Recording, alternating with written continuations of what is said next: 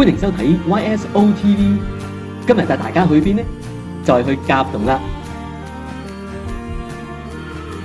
甲洞離開吉隆坡市中心只有15個 km， 好多人都知道甲洞有好多美食。今日帶大家先去睇睇肉骨茶。唔講你唔知啊，單喺甲洞大街就已經有成10間咁多噶啦，而且每間生意都好好噶喎，成日都爆棚添噶。唔信，帶你去睇下。哇！一到入夜之後，真係人頭湧湧啊，想搭台都唔係咁易噶。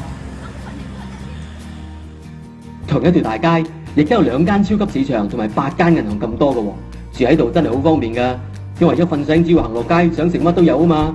而且 MRT 站亦都起喺度喎。第日落 KL 返工或者去邊都慳咗唔少時間同埋有錢㗎，你話係咪啊？嗱，甲洞地點咁旺，商機咁多，究竟有冇人知道甲洞由開埠到依家究竟有幾多年歷史呢？估中有獎㗎喎！只要你將最近嘅年房答案喺7月15號之前傳送到以下嘅電話號碼，最接近答案嘅朋友將會得到由本公司送出嘅2張電影戲飛。其實呢10幾年嚟，甲洞啲產業都升值咗唔少噶，例如話公寓啦，其中一個項目都上升咗成180% 咁多噶。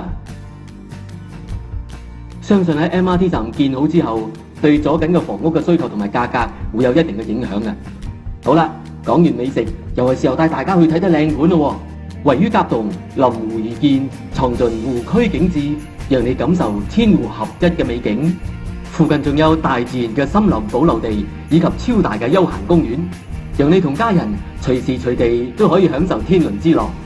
備有多達54種公寓設施，800米可到興建中嘅 MRT 站，擁有無敵湖景嘅 Mizumi， 最後一座現已公開接受登記，單位非常之有限啊！唔想錯過最後一個機會可以擁有無敵湖景嘅你，就要快啲撥打以下熱線啦